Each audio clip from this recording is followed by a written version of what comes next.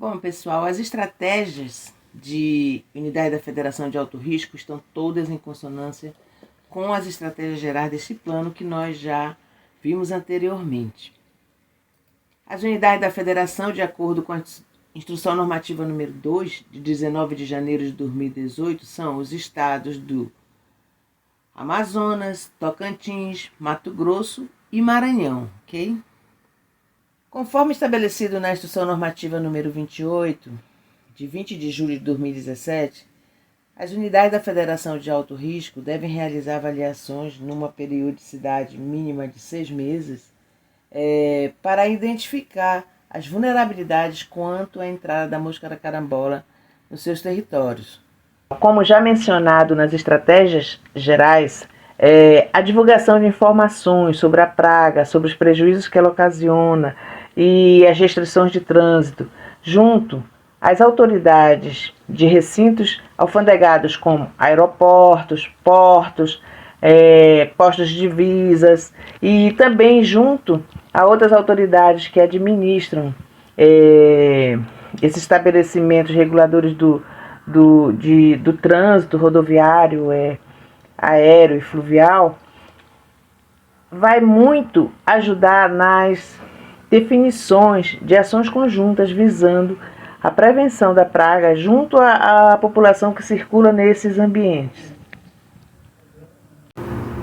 O Núcleo de Educação Fitossanitária, como já visto nas estratégias gerais, será o grupo que prestará informações e assessoramento aos dirigentes dos órgãos gestores do subprograma Bactéricos da carambola. Então, além do planejamento, esse núcleo vai ser responsável em realizar o acompanhamento e avaliação das ações implementadas nas suas respectivas jurisdições, bem como pelo planejamento da capacitação continuada de servidores e colaboradores. E o núcleo também será responsável em selecionar pessoas que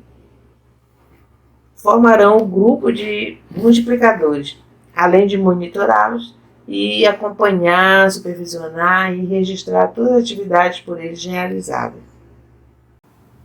Recomenda-se que na composição dos núcleos de educação fitossanitária, além das superintendências federais de agricultura e dos órgãos estaduais de defesa, outros representantes possam também participar.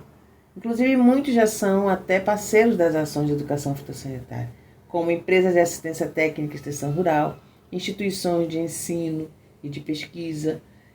Federação da Agricultura ou outra representação do segmento produtivo, o próprio SEBRAE, Secretarias Estaduais de Educação, Saúde, Meio Ambiente, enfim, outras que possam ser identificadas como de interesse e de acordo com as necessidades locais. A outra estratégia é a elaboração do Plano Estadual de Educação Fitossanitária, onde vai conter as atividades que serão implementadas conjuntamente com as ações de vigilância e, nesta oportunidade, já identificando as regiões ou áreas onde se requer maior apoio, incluindo cidades, comunidades rurais, povoados indígenas, quilombolas e outras que existir, outras áreas de risco. Desta forma, na estrutura do plano deve conter já a identificação dos locais com risco de introdução e dispersão para definir as prioridades de atuação, deve identificar as rotas de risco de introdução da praga e o público-alvo que pretende trabalhar nessas áreas. Também deve já definir as metodologias e ferramentas de divulgação e comunicação que serão implementadas, as atividades a serem implementadas conjuntamente com as ações de controle, caso ocorra um foco, que aí são aquelas ações de planos emergenciais que são implementados e aí junto vão ter ações de educação fitossanitária como ocorre nas áreas de ocorrência. Tem que estar definidas as responsabilidades dos entes que irão trabalhar nas ações, tanto federais, estaduais, municipais e os parceiros envolvidos, e definição das necessidades quanto pessoal, materiais, equipamentos, orçamentários que serão necessários para essas ações. Quando forem definir as prioridades de atuação nos planos de educação fitossanitária, Damos aqui algumas dicas de aspectos que podem ser considerados, como localização de áreas de produção de espécies frutíferas, a origem dos frutos que são comercializados em feiras livres, centrais de abastecimento e supermercados, para ver a procedência desses frutos, de onde vem, se vem de área de ocorrência, de área de risco, o fluxo de embarcações comerciais que circulam, né, nas cidades fluviais provenientes das UFs de ocorrência, a existência de eventos festivos, culturais e exposições que demandam fluxo de pessoas procedentes das UFs de ocorrência, existência de barreiras de vigilância agropecuária nas divisas com as UFs de ocorrência, ou seja, localizar essas barreiras,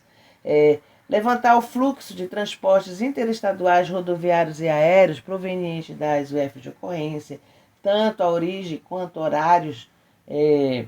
de pouso, né? Identificar a existência e localização de comunidades indígenas, grupos quilombolas, nas regiões das divisas com os estados com ocorrência. Todos esses aspectos aqui irão ajudar muito para vocês definirem os locais que são prioritários, porque não tem como fazer educação fitossanitária em todo o estado, né?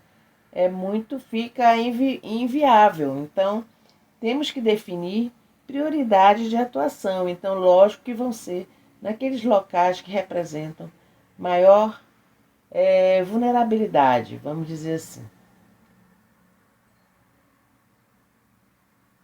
Na capacitação continuada de equipes, devem ser priorizados os servidores que desempenham suas atividades nas unidades locais dos municípios que são priorizados.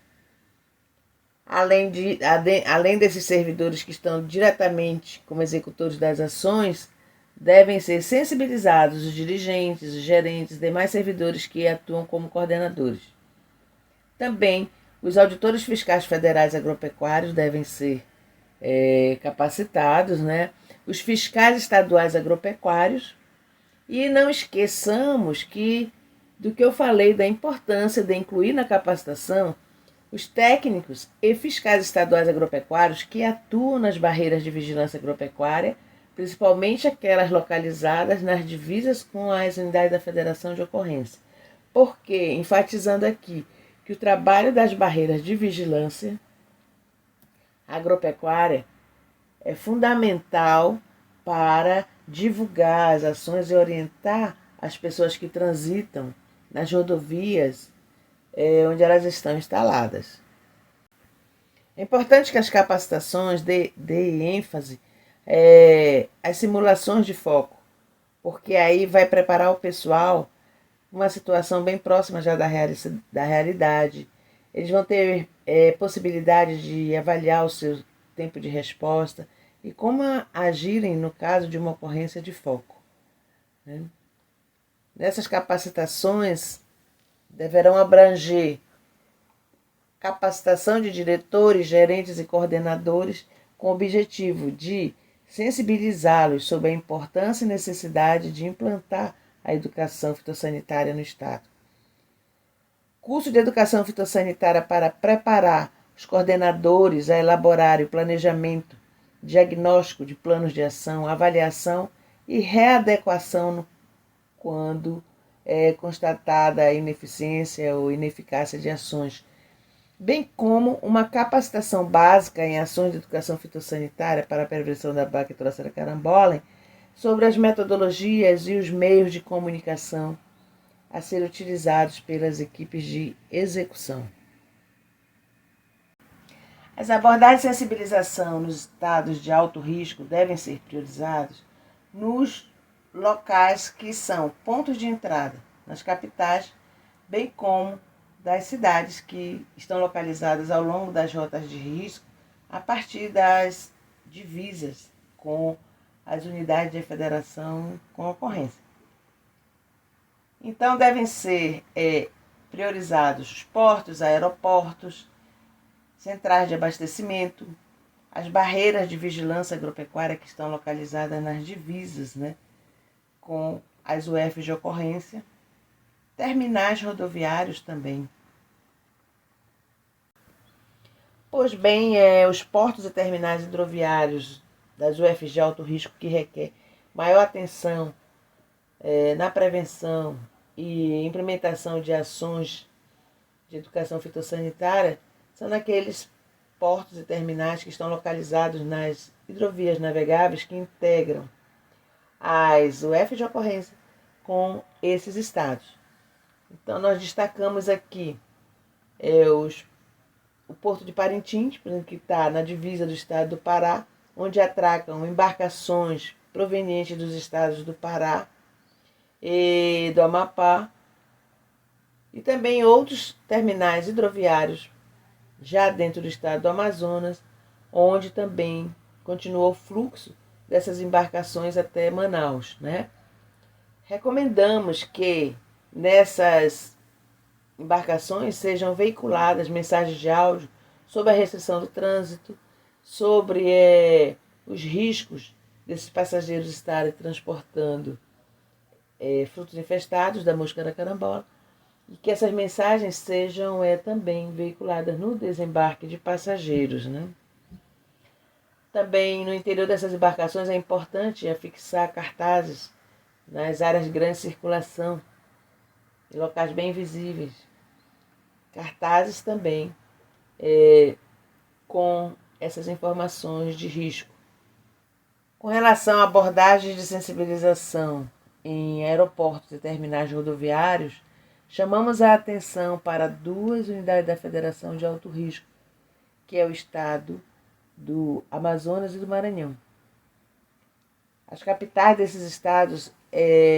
recebem diariamente voos procedentes, no caso do Amazonas, voos procedentes de Boa Vista, e no Maranhão, voos diretos procedentes de Belém, né? Então, o que nós recomendamos é que devem também, apesar de já se trabalhar na origem a informação, é importante também que no desembarque de passageiros nesses locais sejam veiculadas mensagens de áudio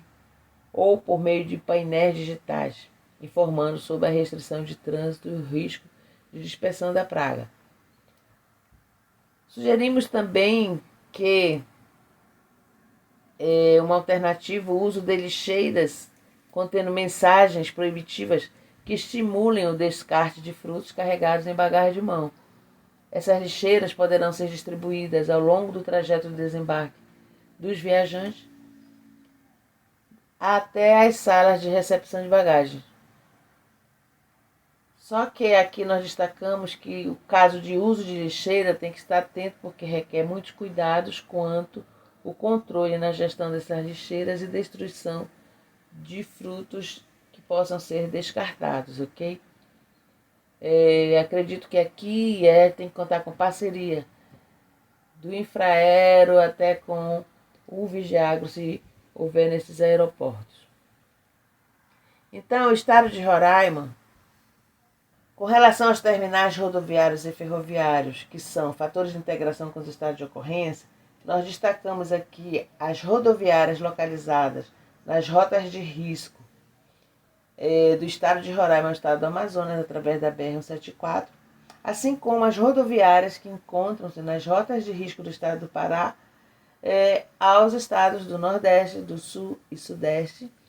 e que passam também pelos estados do Maranhão, Mato Grosso e Tocantins. Assim, relembrando só a vocês, as rodovias de risco, né, que foram já identificadas no diagnóstico situacional, que liga o estado do Pará aos demais estados brasileiros, nós temos aqui a BR-010, que é a Belém-Brasília, que passa pelos estados do Maranhão, Tocantins e Goiás, a BR-316, que liga Belém, Maranhão, Piauí, Maceió e vai até Alagoas, a BR-158, que liga ao Pará ao Mato Grosso, a BR-153, que liga ao Pará ao estado do Tocantins, assim como a BR-163, que liga ao Pará ao estado do Mato Grosso. E por último, as barreiras de vigilância agropecuária, que requer ações continuadas de educação fitossanitária, que encontram-se nessas rotas de risco que a gente já vem mostrando, são aqui nas UFG Alto Risco, a barreira de vigilância agropecuária que está na divisa do estado de Roraima com o Amazonas, a barreira de vigilância agropecuária que se encontra no aeroporto de Manaus, barreira de vigilância agropecuária no porto de Parintins, a barreira de vigilância agropecuária na divisa do Pará com o estado do Maranhão, a barreira de vigilância agropecuária na divisa do estado do Pará com o estado do Tocantins, a barreira de vigilância agropecuária do estado do Pará com o estado do Mato Grosso e a barreira de vigilância agropecuária que está na divisa do Pará com o estado do Maranhão, aqui na BR-316, que com o estado do Maranhão tem duas barreiras, que é a barreira de vigilância que se encontra na rodovia BR-010, que é a Belém-Brasília, e a outra que se encontra na BR-316. Ok? Neste quadro aqui apresentamos algumas propostas de atividades para as UFG Alto Risco e percebam aqui que está aqui entre as atividades realização de curso para a formação de multiplicadores. E aqui deixamos à vontade que esteja de acordo com a avaliação de risco do local, porque a formação de multiplicadores ela é priorizada nas unidades da federação com ocorrência. Porque é uma atividade que requer muito trabalho, precisa manter multiplicadores motivados, engajados. Então, se não tiver foco, é muito difícil você manter multiplicadores. Mas aqui, no caso de, se vocês avaliarem que tem algum local que seja necessário, importante, fica aqui como proposta a realização de formação de multiplicadores, porque já nas estratégias gerais, já colocamos lá como uma estratégia que é utilizada, mas é principalmente unidade da federação com ocorrência, ok? E aí vocês podem tomar como embasamento, experiência, os colegas das unidades da federação com ocorrência, que podem vir a subsidiar e mostrar como é que é feito esse trabalho com multiplicadores, ok?